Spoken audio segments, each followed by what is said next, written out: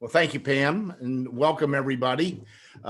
Snowy day here in Cincinnati, Ohio. We had 10 inches of snow yesterday on a forecast of 2 to 3 inches. So biggest snowfall we've had in a while. Very exciting. So we like it. I wanted to start with, as we always do, with a few hot topics. I'm going to talk a little bit about the COVID vaccine update. Right now, it looks like that we are in the U.S. about 40 million Americans have received their first dose, and second doses on the way, of course, in a couple of weeks. We are looking globally at the vaccinations as well, and it looks like we're somewhere between 134 million and 140 million doses that have been given across 73 countries at this point in time. So even as restrictions are slowly being reconsidered and lifted, there's new variants on the virus, as we're all seeing, and we're all watching that very, very closely. As we know, there's a new strain that they're calling the UK strain that has variants, and they're trying to figure out if the current vaccines are as successful as they should be against that. Some good news on the horizon, theme park reopenings here in the U.S. This week. About 42 parks announced their opening dates for 2021, and this is after most of them were certainly closed or postponed during 2020 due to the pandemic. Individual states in the U.S. have their own COVID health and safety restriction guidelines, and California theme parks are really unlikely probably to open until spring or early summer. For other parks, all major theme parks in Florida, large parks in Texas, and several smaller parks across the country are already open, and most are still with capacity restrictions, but it seems to be serving them well. California, New York, Illinois, Michigan, Massachusetts are the only states that do not allow theme parks to reopen at this point in time. So most of the California parks, as we said, have not reopened and don't have their dates yet, but hopefully that's going to change. Theme parks reopening in Europe and the Middle East. Most theme parks in Europe have closed their doors for the winter season, while some year-round operations remain closed simply due to the COVID. Most others had limited operating days, but are closed as usual between November and March anyway, so that's normal. The latest lockdown in England has kept those theme parks that have hotels and spas and golf courses closed as well. Our good friends over in Sweden at Liseberg just announced that it was the darkest year in their 97-year history, unable to open at all during the 2020 season, and as a result, sales were announced that cost them about 125 million euros. So as we can see, it's impacting our friends and parks all around the world. Good news, Universal on the comeback. It's a good sign. This week, Disney's going to share its latest earning results, and they're expected to be a little less than par, as we know. But Universal theme parks have given an indication that the parks and resorts may not be as bad off as many as expected. So Universal, during its recent earnings report, confirmed that its three Universal Studio resorts were nearing profitability, and that was thanks largely to the Universal properties in Florida. Of course, Universal California has yet to reopen. So we'll be watching that very closely. And other good news is that Universal Beijing is on track for a May 21, 2021 opening. So our best wishes go out to our friend over there, Tom Merriman, and his team, and hopefully they have a rousing and wonderful success. Tomorrow is Lunar New Year Eve, Lunar New Year's Eve, and in China. And we've been talking with our friends around the globe this morning just to get an update. And one of our good friends over in Beijing just told us that while travel has not been banned in China for Lunar New Year, it's been suppressed greatly by the government, and family visits are severely curtailed and recommend not to happen. Schools are closed over in Beijing right now and some other of the major cities. So starting to pop back up again over in Beijing. Another note, Ocean Park Hong Kong's announced its shift from a theme park to a themed resort. The chairman has said that they're looking at 20 potential participants to come in and work with them in this revitalization. It looks like in the ultimate concept, it's going to be 1/3 park and 2/3 resort operated by other partners. And had a call from our good friend Jim Shea this morning over Premier Rides, and he mentioned that there's some other good news that the Gibsonton, Florida show is going to happen next week, February 16th through 19th. We call it the Gibtown show, as you know, and it's always a great trade show and exhibit. So we're wishing them the best, and we hope that it gets off to a successful start, and hope that that's an indicator for our whole industry. And I want to thank our special promoter and friend this week for promoting the I'm4FUN broadcast today, Sarah Shea, Director of Sales and Marketing for Premier Rides. We had literally tens and tens and tens and hundreds of comments about having Sarah come in and work with us. So thank you, Sarah. We appreciate it. And we're going to have some more surprise guests come in.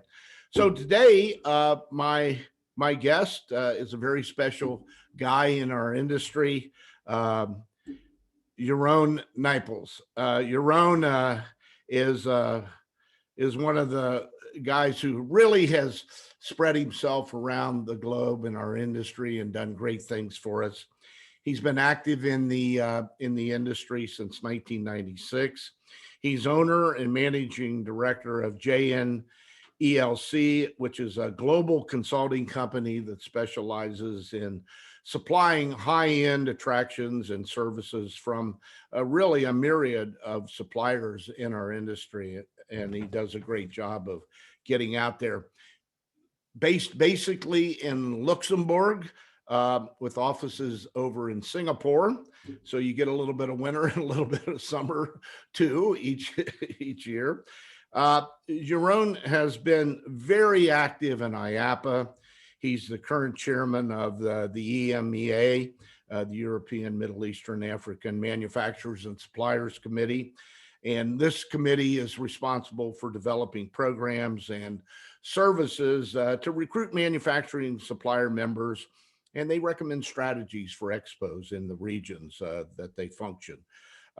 He serves on the Global Manufacturers and Supplier Committee, serves on the Services Award Committee for IAAPA.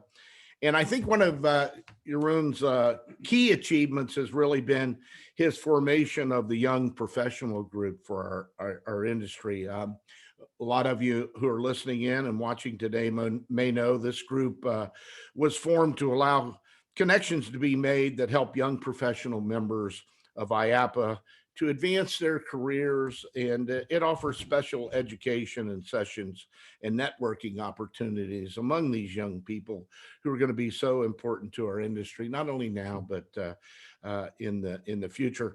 And one of the other great things about him that I love, that I don't get to do much anymore, is he loves to ski. And he just had a great ski trip. So Jeroen, welcome to I'm4FUN. Glad you could join us today. Thank you so much for being here. And please add anything to that little introduction that you like.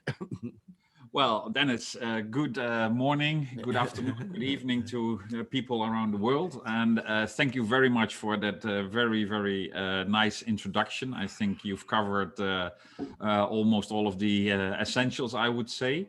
It's an absolute honor to be on this podcast with you. I mean, looking at the list of the people that you've had, I know could have never imagined that you would put me up on that list at the same time. So yes, I'm absolutely thrilled to be here.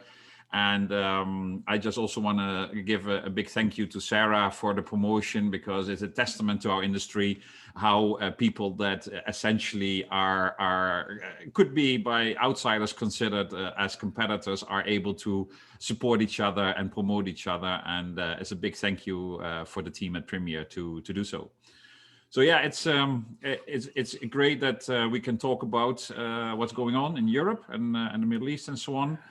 I think on the news level, I'd add one little thing that was a bit surprising this week that came in, is that South Africa, which has its own mutation of the virus, had put all its money on the AstraZeneca vaccine in the beginning, ordered 1 million of those doses, and now came to the conclusion that that's the one vaccine that actually is less effective against the South African vaccine. And considering the fact that they were testing ground for many of the vaccines, it's double hardship for them. So yeah, that was not so good news. But let's see if we can focus on some positive things today. Yeah, let's do. And first of all, I want to dive in a little bit. I'd like to get your take, Jeroen, on looking at the industry. And you work with rides and attractions manufacturers and partners from all over, great sections of our industry. And what would you say has been the mainstays in our industry in terms of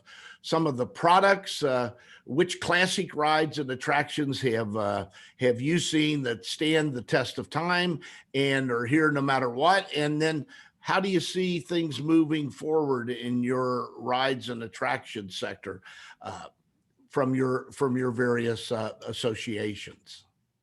Yeah, great question. And it's something that, of course, keeps all the ride manufacturers occupied, especially in the times when things are a little bit more quiet and trying to think about, okay, where are we heading to in the future? Mm-hmm. But of course, one of the great things that keep on happening and that will always be an essential part of all the parks are the roller coasters. It's clear that is a staple that comes in everywhere.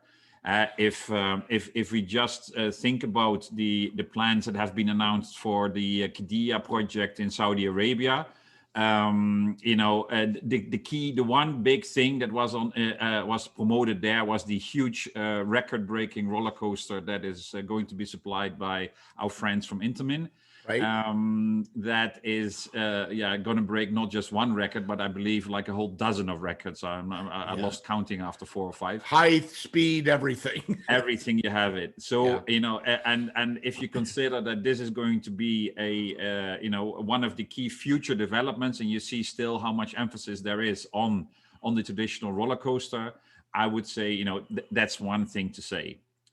One of the other attractions I could, of course, not forget being, connected with the Zierer manufacturer in Germany is our wave swinger. It's with us. It's a ride that was invented in the early 70s. A showman from Germany came to us and said, "Listen, what if you take the regular chain carousel and you just let it go a little bit diagonal at the top? Can we then create a really nice movement?" And we built 200 of those ever since. It's been imitated but never really copied by lots of other manufacturers, and we still sell 4 or 5 of those a year. And it's a classic ride that fits in every park, has a great capacity.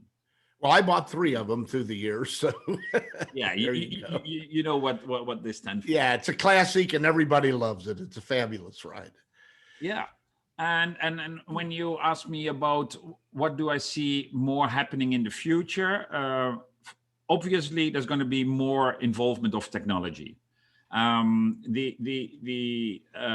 mistake that you risk when you focus on technology is that you let the technology drive what kind of attraction you're going to put in a park. So we should never forget that the strength of a good attraction, no matter how much technology you're going to put in there, is the story.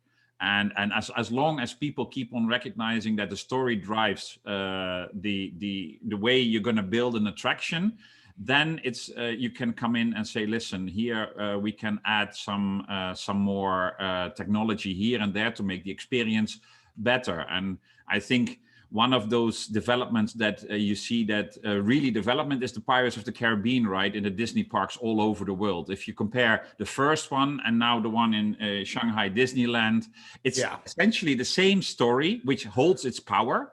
But if you see where that attraction has gone through in terms of technology, it's just amazing. Well, you were there.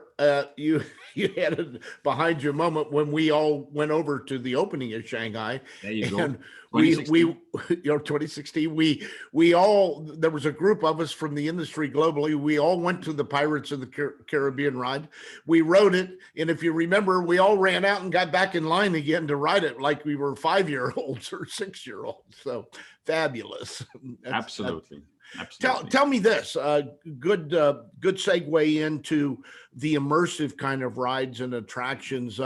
We've been reading and talking about the new concept that Mach is involved with, the adrenaline kind of ride, totally immersive, something so different. We've never really seen anything like this in our industry, and you're closer to it, I know, than I. So maybe you could just describe how that immersion is coming and drawing in other pieces of our attractions. Yeah, this is going to be a great new concept. You see it running in the background a little bit. I've collected some of the graphics that Thomas Mack and his team have developed over the last couple of months about this. Yeah, but this is going to be like an immersive eating / dark ride experience. And in essence, dark rides will become bigger and bigger in the future, interactive, media-based. But this particular concept is going to combine high-end dining, let's say Michelin star stuff that you're going to be put on the table, and people are going to be seated in small vehicles, essentially a single seat with a small table, that, as you see in the corner of these images. And these vehicles, they will move around from location to location. And then you're going to be like eating your poke bowl on the beach in Hawaii. You're going to drink your Italian wine in, you know, the hills of Tuscany. And this is going to be something that is going to revolutionize both dining as well as dark ride experiences. Wow, that's phenomenal. That's one of the greatest concepts I've seen developed in the last 20 years plus. I mean, what do people like to do more than anything when they come to parks? They like to experience the ride and attraction, be immersed, and they love to eat. So that's and imagine how timely that is in this current climate where travel is for sure not as natural to come back as it was to the levels in 2019, just like that. It's going to take time, especially for leisure-related travel, for people to be okay with traveling all over the world. And what a better timing to come up with a concept like this, where you can actually travel around the world without leaving your 5 kilometers of where you are in close to a park or another attraction or a standalone operation somewhere in the world. Yeah, exactly. That's going to be phenomenal. One thing about our industry that I've said for 50 years that will never change is that it's always going to change. It will always change, and that's what keeps us in business, and that's what keeps people coming back to us. I mean, it's the change. Let me ask you, Jeroen, about intellectual property. Intellectual property through the years with rides and attractions, we've seen it ebb and flow. We saw a feeding frenzy of IP properties over in the Middle East when the Dubai and Abu Dhabi and the parks were starting to open up with IMG and Ferrari World and Bollywood and on and on. What are you seeing currently from the parts of the world that you work in mostly, how important is IP now? Has it been, and where do you see it kind of going in terms of intellectual property usage? Well, it has grown tremendously in importance over the past 10 years. There's no denying, everybody knows that. And I do see that this is going to stay in certain ways in the attractions. And also a shift, because of course, at some point, people are going to be running out of intellectual property. So they have to come up with new ideas. As you know, traditionally, the IPs in our industry have been based on 4 different things, as far as I could count. It's movies, TV series, children TV series, books, think Harry Potter, and comics, the Marvel. Superman, Marvel, all of those. Yeah. So those are the things that we've been traditionally tapping into. And in certain places, we've seen that we be running out of maybe the best possible IPs or the strongest draws of IPs. So something that came up very recently here in Belgium is something that we go into a different way, and that is to team up with a festival. And there's a festival in Belgium that is called Tomorrowland, which has a very strong graphic and thematic decoration. And Plopsaland has bought a great new coaster, an extreme spinning coaster from our friends from Mac Rides. It's going to be similar to what you find in Silver Dollar City over at your part of the world. Yeah, great ride. Yes, and instead of looking for taking one of their own IPs, because as you know, Plopsa Group has Studio 100. They have a ton of IPs of their own developed and bought over the years. They decided to team up with a very other strong player in the leisure industry or the entertainment industry in Belgium, which is this Tomorrowland Festival. It's a dance festival that stretches across 2 weekends in July. And it's highly coveted. The tickets are almost impossible to get. If you want, there's a waiting list is like a multiple of the total capacity, which is, I believe, around 70,000 people. And this has been a very, very great example of how you can not only work with IP so that you know that you have a strong brand that you can work with, but also to open up your park to an additional target audience. The people that traditionally went to Tomorrowland were not necessarily always also the people that went to a theme park. Right. But now they have a reason, because now there is going to be like an extension of the brand that they love already, and now they go to visit the theme park. And on the other hand, putting a festival that only happens 6 days a year into a theme park gives the brand also more substance, more longevity. The great question here is, what I haven't answered for myself, is who's paying who? Is Tomorrowland paying to be in the park as a brand, as a sponsor, or is Plopsaland paying Tomorrowland to get access to that IP? Hopefully it's a two-way street, and they both win. Well, for sure it will be for them, but it's going to be interesting to find that one out. Jeroen, we're getting, as you've seen from hopefully having watched in the past, we're getting a lot of questions coming in, and this hour goes so fast. I'm going to run a few questions by you really quickly, okay? Sure. First one says from Philip, says, in the Middle East region, what have you heard, Jeroen, what have you heard about delayed amusement or attraction projects in that region? And for those that have been delayed, are you hearing anything that they are being brought back to the forefront and moving ahead? So have you heard anything about projects being delayed? And probably you could speak to some of the parks that have been suppressed because of COVID and some of the other issues. Yeah, it's sometimes it's not so easy if you're not directly yourself involved in the sales for that particular park to know the real story, because there's of course a lot of rumors going around. What we do see is that the projects in Saudi are largely moving ahead, and then besides the Qiddiya project that we talked about before. You have there the 7 project, NEOM project, the Red Sea development that's going on, and the stuff that's going on in the cities of El Ula and Amala. Qatar they're finishing what they've started. It looks like the focus for the next 1 or 2 years is really, for the next 18 months, is really on focusing on some temporary stuff to be in time with the World Championship, the Soccer World Championships, and that the things that were not, that they were not going to get ready on time for that are sort of like put on hold.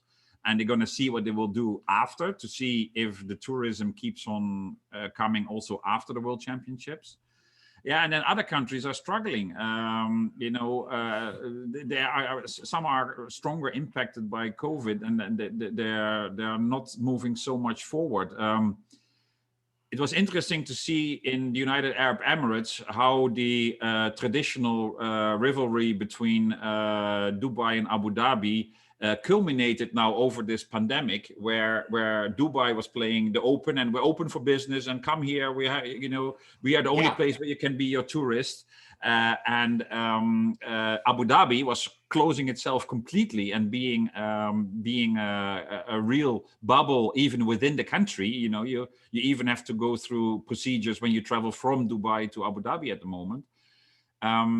So yeah, we see that construction on SeaWorld goes on, but a bit slower. But they announced that they wanted to open in 2022. For the moment, I don't get any signals yet that is significantly delayed. The two big museums are wide open. We have the Guggenheim that was announced for, well, it has been announced for many, many years, but the last thing they wrote was that it's going to be 2023, and the Zayed National Museum 2021. But to get there a clear answer on how that is going, it's a bit difficult at the moment. Well, you just answered a question from Craig that came in about SeaWorld. He was wondering, is there progress? Is it still moving? So the rumors and the back channels seem to indicate that things are going on. Here's another one. It kind of ties into what you were just talking about. It says, we know that, as you said, Dubai and Abu Dhabi have been leading the charge in terms of new developments.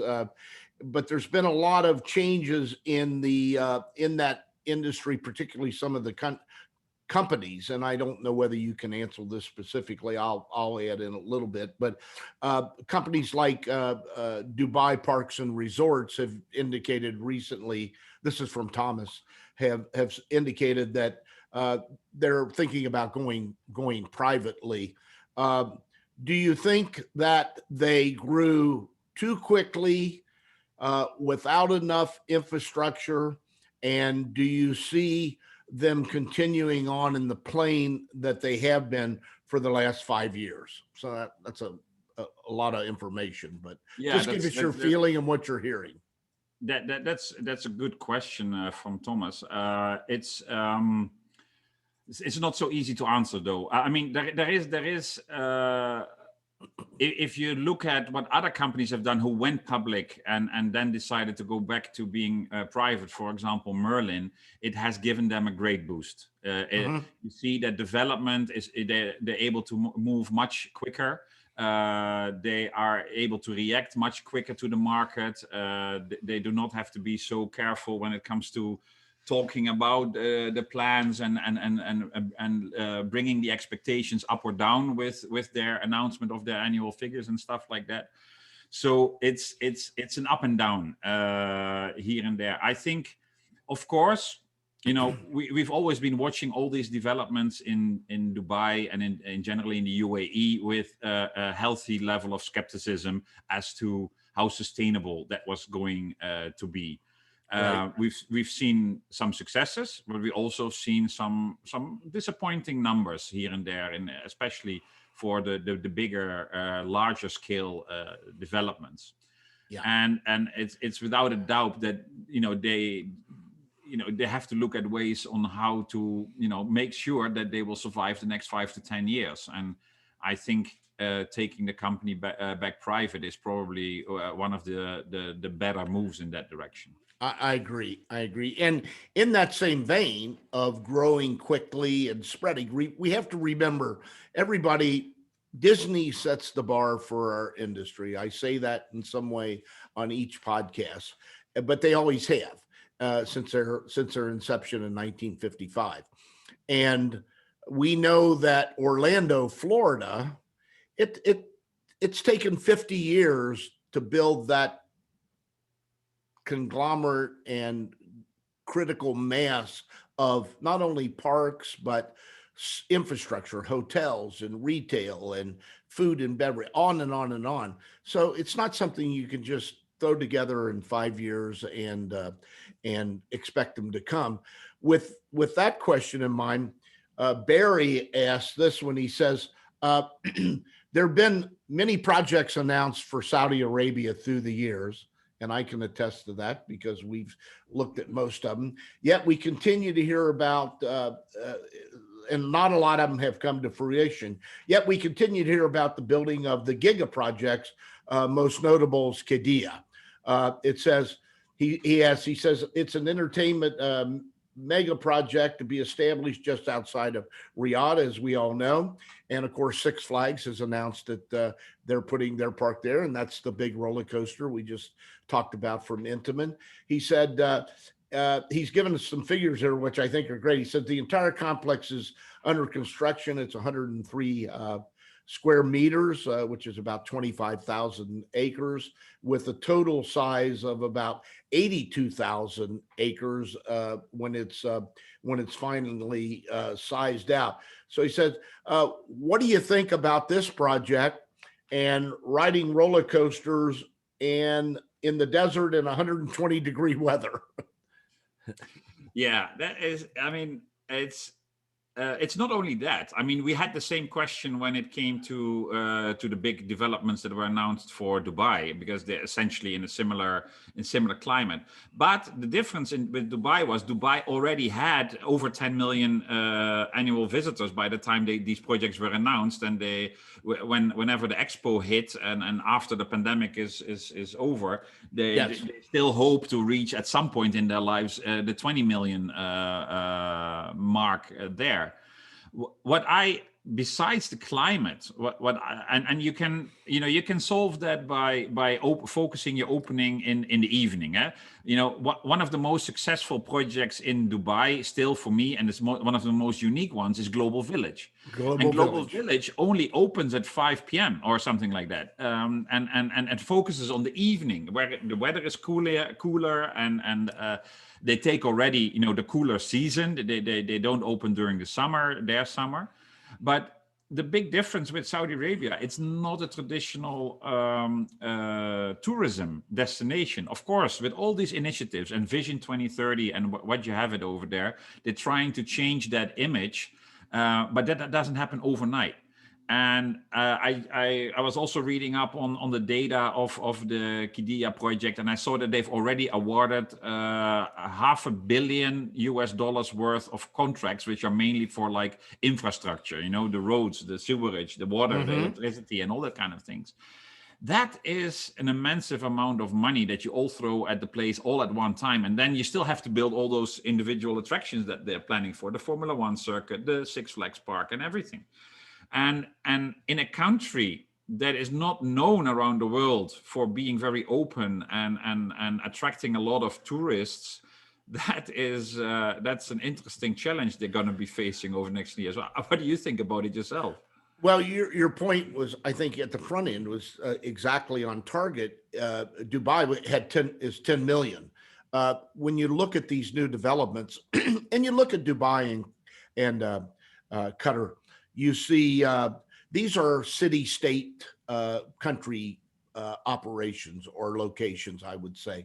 And you have to create the critical mass over a period of time to support the evolving of the tourism, both domestically and international, to these facilities. So certainly, in my lifetime in the industry, the most ambitious project I've ever seen.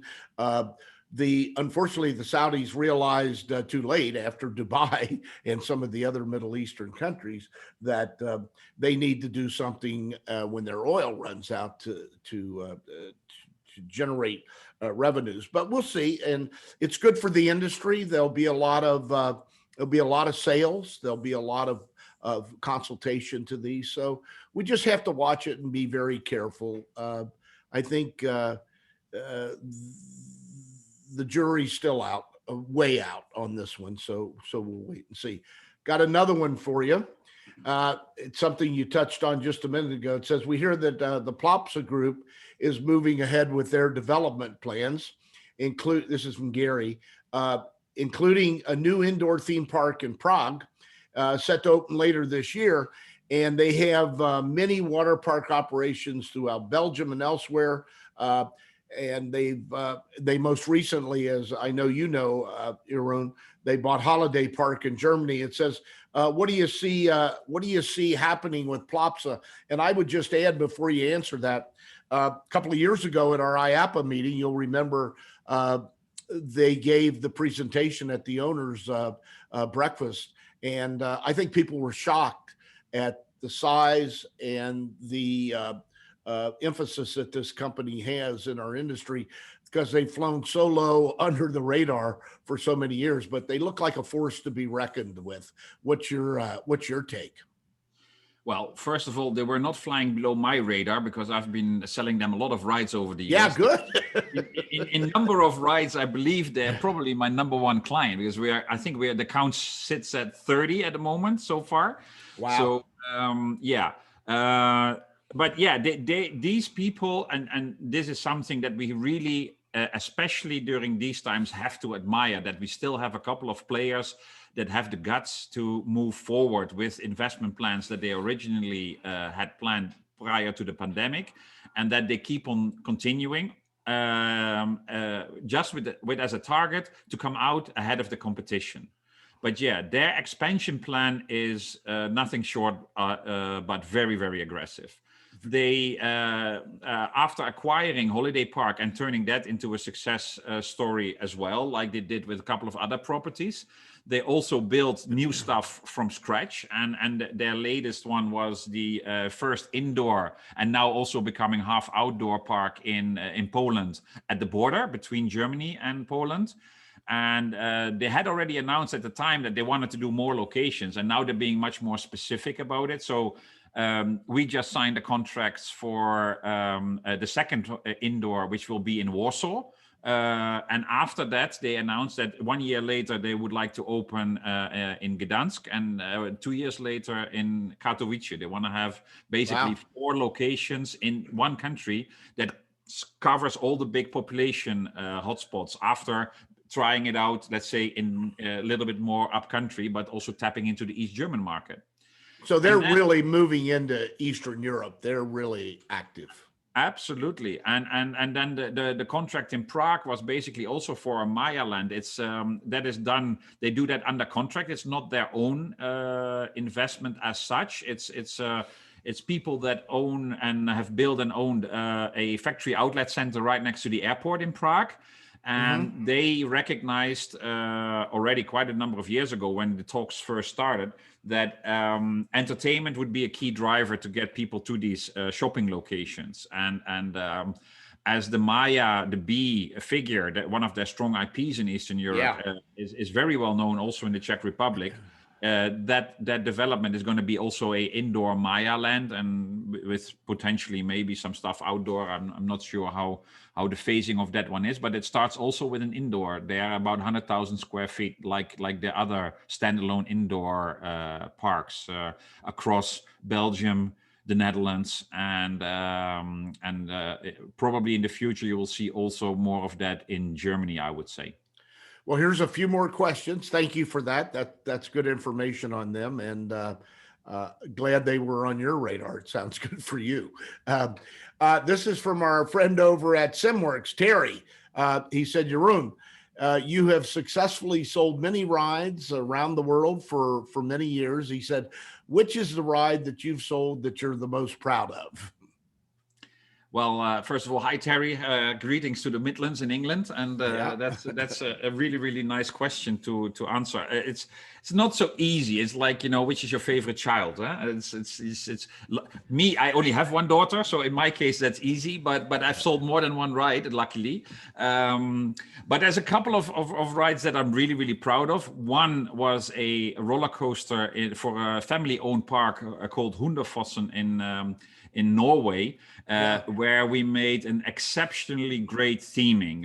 The people went out and beyond to create a roller coaster vehicle that assembled a racing car from a movie that was world famous in the whole of Norway, a movie was called Il Tempo Gigante. And there was a very specialized fantasy car, and they made a TV documentary about the theming when the guys came to the factory. And they even sacrificed a row of seats in that roller coaster train just to be authentic to the theming. But one other attraction that we've sold a few times around the world is what I call the Star Shape. That's the generic name. It's the only teenager ride in the Zierer portfolio. It's a ride that was, and I remember this story from one of your earlier podcasts, that was literally also designed on a napkin. It was, we were on our way to the Zierer factory, asking them to, as a purpose to see if we could be the representatives for them around the world. That was at the time when I was still working with FAB before going independent. And we thought, when we go to this meeting and they ask us, do you have any ideas for something new? We must be prepared. We must have something. And this was like the last tank stop before we got to the factory. So we better get something. And then we were thinking, okay, what if we combine, that movement with this gondola and we put that together and we make it move like that? I think we might even have our first client for that one. And that turned out to be the Star Shape. And we had our first client, which was German showman, the Kaiser family, who basically put it up in the Oktoberfest then the next year and made in turnover enough money to pay for the whole ride in one Oktoberfest. Well, those were the days. Those were the days. Yes. And then after that, I sold one then to the Pleasure Beach, Blackpool Pleasure Beach. Amanda, also one of your guests on the previous show, did the deal then with her father, Jeffrey, one of the great icons in our industry, by the way. Sure. You know him also much better probably than I do. For sure. Good guy. But you knew him Wonderful. better. And then I also sold one of those to Tehran, to Iran.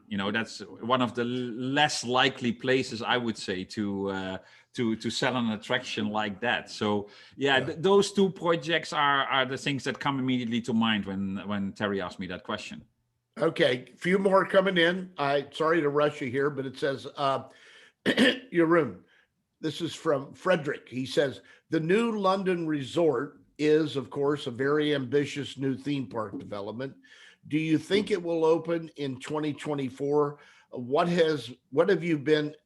Have you been involved with the project? What are you hearing on that? I'm assuming that's the large theme park that we've been hearing about for quite a few years. Yeah, it's the project that used to be known as the Paramount Park. Correct. Has withdrawn its support for that.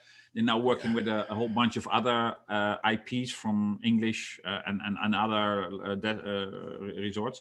At the moment, I'm not involved in that, but what I do know is that in any European country, regardless if you're part of the EU or not, let's not get too much into that topic, but that permitting is a big deal in these destinations. And they have just basically qualified themselves to be starting the permit procedure. So, of course, as they've done a ton of homework over the last couple of years with multiple rounds of involving the public. But, just in the last couple of weeks or months, it turned out that one piece of land in the middle of that property has some sort of rare animal, an insect. I don't know if it was a spider or something like that, or a butterfly. I don't know. There was something there, and they found that, and it was a spider, some sort of some sort of. And unfortunately, this kind of things tend to delay or impact a project tremendously. So 2024, I don't feel very comfortable in putting a lot of money on that. I do think it will happen, but the timing is going to be different. And we saw something similar with the Efteling in the Netherlands. The Efteling, a long-term park, been there for many decades. They always were able to build and build and build and expand and expand and expand. And all of a sudden, when they announced their next expansion, you know, when they wanted to grow from 5 to 6 or 7 million visitors, it's the first time basically in their history, their 50 plus years history, that they've been blocked and stopped by the residents, essentially. And that they were forced to review their plans and their research. They have to do more homework. You know, that project was supposed to be already well underway in the construction, and that was halted. And we don't know if they're going to get their planning. Nobody is sure about that one anymore, whereby in the past they say, well, it's just a formality, you know, kind of a thing. And I know that these things will get more complicated rather than easier in the future. And that's my main concern, that I don't see it as realistic that 2024, or at least I wouldn't put my money on 2024. Okay, we're jumping around here. This is from Carrie. And Carrie asks, in the US, attractions within shopping malls and within hotels have, as you know, become increasingly popular. Although shopping centers are going through disastrous times. And incidentally, let me stop there. There was an interesting article in the Wall Street Journal yesterday about 555 and another organization who've just really committed a tremendous amount of money to indoor facilities here in the US, both of whom are under extreme pressure now by their banks because they've defaulted on their loans. Those are the big projects that's happening all over the US.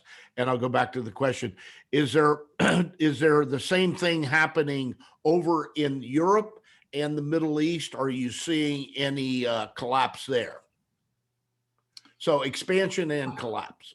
Yeah, well, I was hoping we could talk about positive things here today more than negative things. So the term collapse is not really something that I wanted to spend a lot of time on. But of course, first of all, you cannot give one general answer for Europe and the Middle East at the same time, because the shopping culture in that sense and the link to mall development, indoor development is completely different between those two markets, as is the difference with the US and the big shopping malls.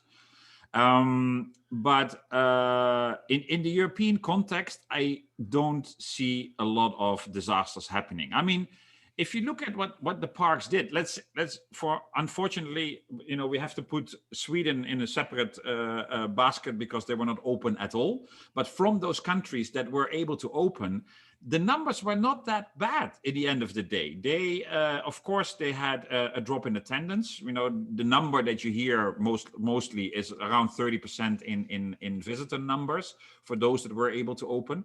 But the per capita spend was dramatically up. You know, double-digit percentage growth in per cap spending. Because there were less season pass holders, there were less discounting. People were forced in many cases to buy online, so they spent the money for the entrance already a couple of days or a couple of weeks before. So they had the feeling of being able to spend more money when they get into the park. They couldn't spend it on travel, on holidays, so they were able to spend a lot of money.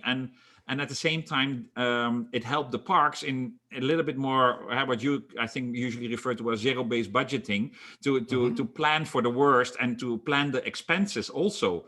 So you hear a lot of stories about big numbers that are being lost revenues in Europe, in the Middle East, everywhere. But to a certain extent, parks have been able also to reduce massively their expenses and get some help from the government here and there. It differs also from country to country. It usually focuses on keeping the employment in place, not so much about the other expenses, but there is some sort of a support. So I am not too concerned about a huge range of collapses. I believe that those parks and operators that were healthy before, they're able to see it through. There will be an occasional victim here and there, I'm sure, and each one of them is one too much. Let's make no mistake or try to minimize the problem. But in the cases that I've seen so far, those parks were already in not the best of conditions prior to the pandemic. They had already other issues to deal with, and the pandemic was sort of like the last drip, that tipped the bucket over. We say the last nail in the coffin. Yeah, exactly. Yeah. And that makes that is a different perspective on things. That I wouldn't say is a collapse due to COVID. That is just, if it would have been, I don't know, an accident in the park or something else, it could have happened the same thing. It just happened to be COVID in this particular case, but those things are different. Okay, let's move on to our next question. This comes from, gee whiz, a lady named Sarah. Okay. Oh, we didn't expect a question from that. Not from her. No, never. She says, Jeroen, as founder of IAAPA's Young Professionals, which Dennis mentioned, do you have any thoughts for job seekers when both younger and now older, more seasoned professionals are now looking for work due to the COVID furloughs? How do you see the young professionals helping this group, the life's blood of our industry?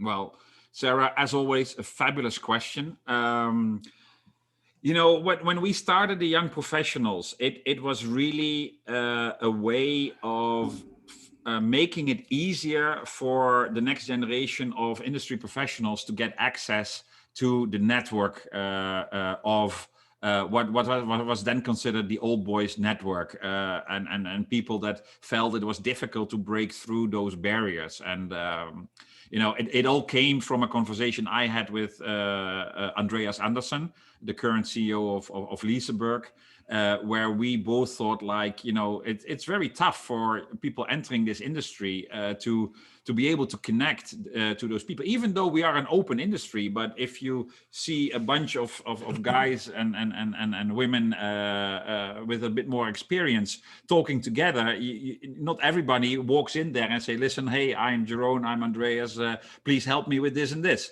And we were hoping that with the young professionals, we could break those barriers a little bit. And I think we've been very, very successful. Now that we have that program firmly in place, we can address issues that are coming up with through the pandemic, with all the furloughs and all the people that are losing their jobs. A particular piece of advice is difficult to give in general, but I would say we have to go back maybe a little bit to the early days, like how you got started, with simple jobs, with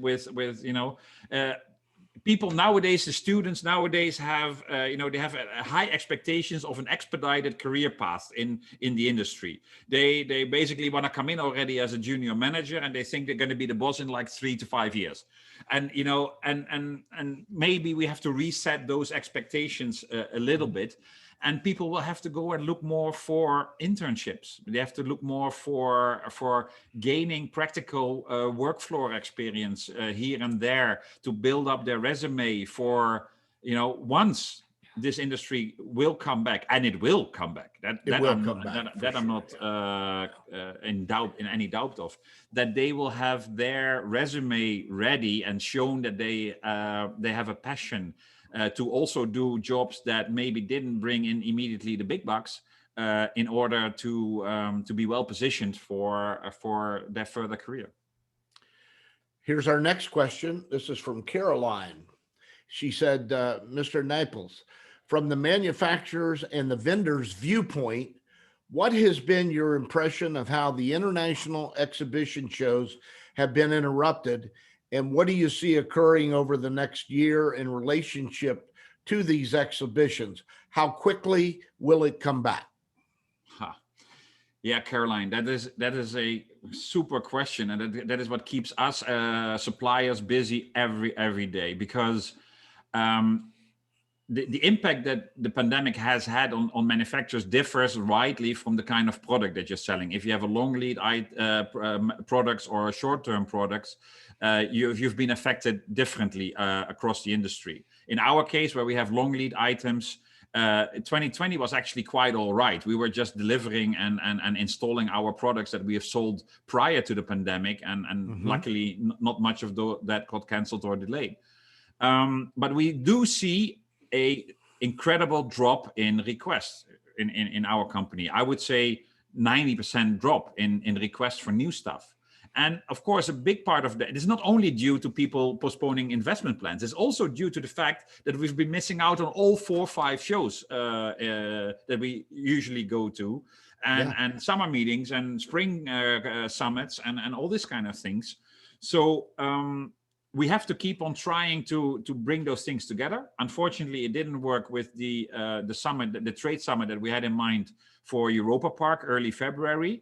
But IAAPA Europe or IAAPA EMEA is now planning the spring summit in June in Brussels, where we're going to be visiting all the new stuff that's been going on in Belgium, including Plopsaland, Walibi Belgium, and Bellewaarde, and hopefully also the Peridera Dijsa Zoo in Belgium.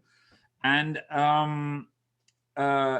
these events have to come back, because we've seen that these online events, from an educational point of view, are okay. If you collect the right speakers and if you make the right sessions, that's fine. You can do that online. But to do business, to talk with people like you do on a trade show booth, catching up, seeing what's going on, discussing a next step in a project that has been in the pipeline for a number of years or months, that is not so easy to replicate that online. And we've been, generally speaking, disappointed by the outcome of those online events. And we have to give kudos to those who've tried, including IAAPA. But the reality was that it's not what we've hoped for, nowhere near what we've hoped for. And these things have to come back. So when we look at the calendar, we have Shanghai, Barcelona, and Orlando again, planned for this year. We're hopeful. No. We're hopeful. We're hopeful. We're definitely hopeful. I think the Japanese say it best. They hara to hara, skin to skin. They want to meet. You want to meet with your potential client. I want to meet with my client. The operators want to meet with the people, and it's hara to hara, really. We only have a couple of minutes left, Jeroen. One of the things that you and I were talking about last week, and I wanted you to just give a real quick synopsis because I thought it was so interesting, was the new Clubhouse concept that on social media. I mean, really interesting. It's amazing how WeChats and WhatsApp and all of these keep coming up. Maybe take a minute, just talk about that briefly, and then we're going to have to sum it up. Yes. Well, it gives me also a great segue to get to one other topic that I wanted to bring up, which is now shown behind me, the new park that is being built in Armenia, because Clubhouse is a new social media app that focuses on audio only, live audio. So you basically, you can go around in rooms and follow talks from people, but you can also raise your hand and participate in the talk. So it's not a one-way street from the people on the stage. And it has gained a lot of traction when a lot of celebrities and well-known business people like Elon Musk were joining that, and even they were pretty accessible, especially in the early months. And since the beginning of this year, it has really started to fly high. I believe we are at there's now like 1.5 to 2 million members at the moment. I don't know really what is the day-to-day count, but it goes very fast on a day-to-day basis. I'm a member. You joined me. I brought you on board. So that's right. I have a few invitations left, so people can always send me an email if they want to see for their own good what it's all about. But it's really, the thing is, because you eliminate the pictures, the messaging, the videos and everything, it's really about the content. And so the talks that are being held there is really great. And the reason why I link that to the Yerevan Park in Armenia is that on Clubhouse right now, there's a really strong group of Armenians living all over the world. And as you might or might not know, but these they have a strong connection with the motherland. Let's say the diaspora Armenians around the world really are always very much into what's happening in their home country. And since I told this story and I put it on my profile in Clubhouse also, that I'm working on a park in Armenia, every time when I enter a room with Armenians, they immediately pull me up on the stage and say, oh, tell us about the park, because we're so happy that something positive happens to our country, that somebody is building up a park. And the story is great. I mean, it's a father and son team that really start in the way that I feel is the most sustainable, in terms of, starting small, plan for the future. Don't make the mistake that Walt Disney made by not buying enough land around you in Orange County in Los Angeles. But start, in a decent format. Make sure that works, and then from there make it grow. So what you see behind me is the indoor part that will open in 2 months, and then the outdoor part that will open somewhere in this summer. And then they have room for expansion, and they're going to build that up. But yeah, coming back to the clubhouse thing, every time I start talking about that, the room gets hot and excited about it, and it's a great new medium, and I hope that many people will join. And even one of your previous podcast guests, Mr. Roland Mack, has joined that as well, and has been engaging in a couple of talks over there. So yeah, great. Well, he's always at the forefront. We know that. So absolutely. That's great. Well, Jeroen, I hate to cut you off. We've got a lot more questions here rolling through the studio. What we're going to do is we're going to send those to you, as we typically do. And then over the next few days, if you could maybe just give a brief answer, send those back. We'll put those in the ITPS Daily News. But I want to thank you so much for being my guest today. I want to thank you for being so active in IAAPA and globally, really helping lead our industry. You're a great guy. People love you all over the world. So thank you so much for being here. Yeah.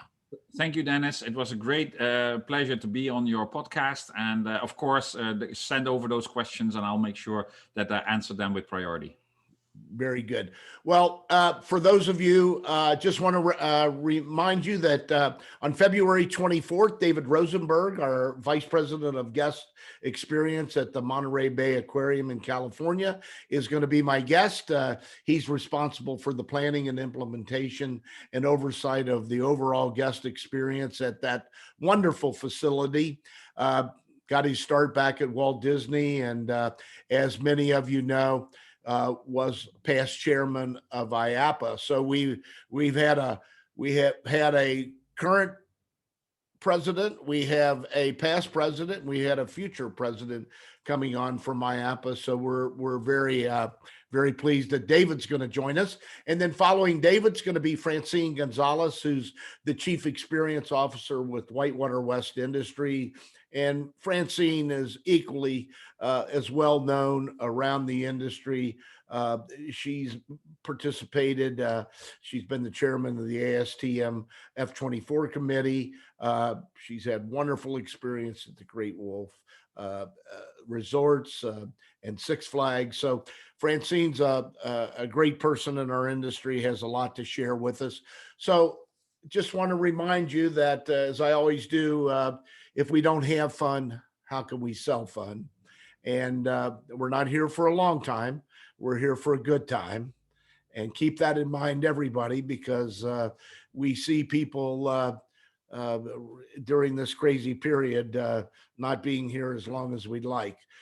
We live and work in a really great industry. We don't put smoke in the skies. We don't contaminate the streams.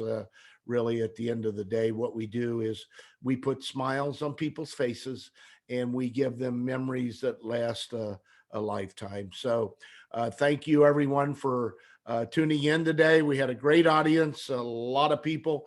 Jeroen, I think we're over 10 countries today. And of course, there'll be follow-up with people who pick up the broadcast or the podcast from our site. Jeroen, thank you very much. Look forward to seeing you soon. Stay healthy and well, okay? Same to you. Bye-bye. Bye, okay, bye-bye, everybody. Thank you very much.